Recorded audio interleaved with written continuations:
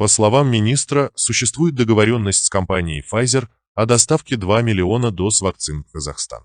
Цой отметил, что американскую вакцину начнут доставлять в нашу страну лишь в четвертом квартале, согласно предварительной информации. Кроме того, вакциной Pfizer планируют прививать детей и подростков, но только в добровольном порядке.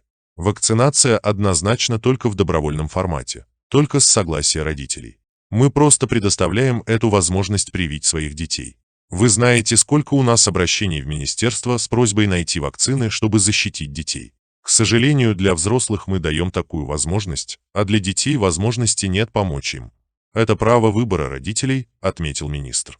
Он подчеркнул, что в настоящее время рекомендовано применение вакцины Pfizer с 12 лет. Соответственно, как граждане решат, нужно вакцинироваться или нет, но мы призываем, потому что вакцина помогает.